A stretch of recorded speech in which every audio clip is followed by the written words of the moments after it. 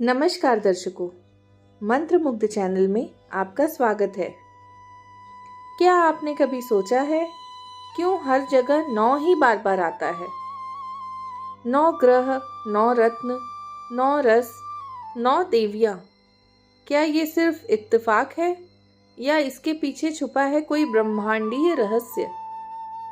आज हम खोलेंगे 9 का जादू, वो रहस्य जिसने ऋषियों और विद्वानों को सदियों से चौंकाया है।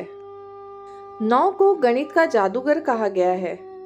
कोई भी संख्या 9 से गुणा करे, उसका योग हमेशा 9 या 9 का गुणज ही आता है। जैसे 9 गुणे 7 63 होता है। 63 में आता है 6 और 3, जिसको जोड़कर बनता है 9। यानी 9 हमें सिखाता है जो भी हो, अंत में सब एक मूल सत्य पर लौट आता है। यही कारण है कि इसे पूर्णता का अंक माना गया है। नवरात्रि के 9 दिन, 9 देवियां, माँ शैलपुत्री से सिद्धिदात्री तक, हर रूप जीवन के एक पहलू का प्रतीक है। ये 9 रूप हमें बताते हैं शक्ति ही सृष्टि है और सृष्टि ही शक्ति। हर देवी एक नई ऊर्जा का प्रतीक बनकर भक्तों को पूर्णता देती है। भरत मुनि का नाट्य शास्त्र कहता है, बिना 9 रस के कला अधूरी है। श्रृंगार रस, हास्य रस, करुण रस, रौद्र रस, वीर रस, भयानक रस, विभत्स रस, अद्भुत रस और शांति रस। सोचिए, अगर इनमें से कोई भी एक भाव ना हो तो जीवन कैसा अधूरा लगेगा।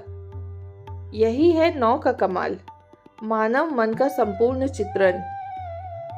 9 रत्नों को सिर्फ आभूषण नहीं माना गया, बल्कि इन्हें ब्रह्मांडीय ऊर्जा के वाहक कहा गया है। हीरा शक्ति देता है, माणिक आत्मविश्वास, नीलम बुद्धि, पन्ना शांति और ऐसे ही बाकी 9 रत्न। ये रत्न 9 ग्रहों की ऊर्जा को संतुलित करने का साधन बनते हैं। सूर्य से लेकर राहु केतु तक 9 ग्रह मनुष्य के जीवन, भाग्य और कर्म पर नियंत्रण करते हैं। कहते हैं, जब ग्रह बदलते हैं तो जीवन की दिशा भी बदल जाती है। इसलिए ज्योतिष और पूजा में 9 ग्रहों का विशेष महत्व होता है। 1 से 8 तक की संख्याएं यात्रा है, लेकिन 9 है अंत और शुरुआत दोनों।